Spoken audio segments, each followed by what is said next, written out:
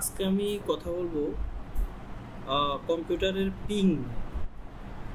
পিংটা হচ্ছে Windows operating system 32 বিটের data অপর কম্পিউটারে পাঠায়।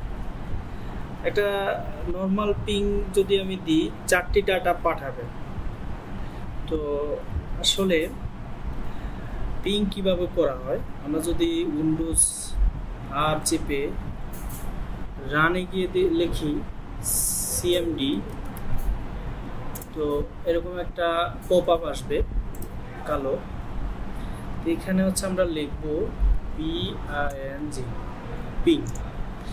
এখন আমি টার্গেট পিসির যে আইপিটা সেটা হচ্ছে লিখব 10.80.2.55।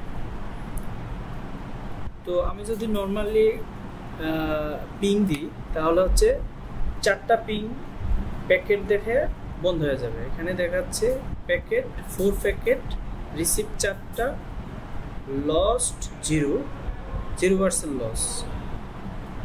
তো মিনিমাম টাইম হচ্ছে 1 millisecond, maximum 2 millisecond, average 1 millisecond.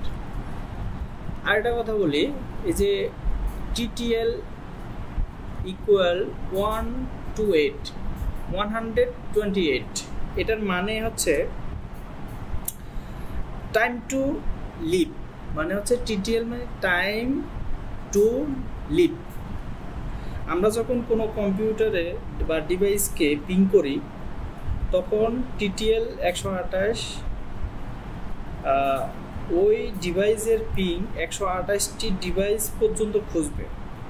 মনে করেন আমি এই ডিভাইস থেকে পিং করলাম, 128টি ডিভাইস খুঁজে সে হচ্ছে টার্গেট যে কম্পিউটার সেই কম্পিউটারকে রিচ করবে, রিপ্লে দিবে।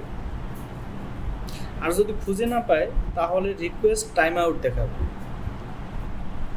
তো আমি আবারও সেই আইপি দিয়ে আমি যদি স্পেস -t দিই তাহলে আমার এই পিংটা চলতে থাকবে। এই যে TTL 128 দেখাচ্ছে প্রত্যেকটা পিংয়ে। তো আশা করি বিষয়টা বুঝতে পারছেন। ধন্যবাদ।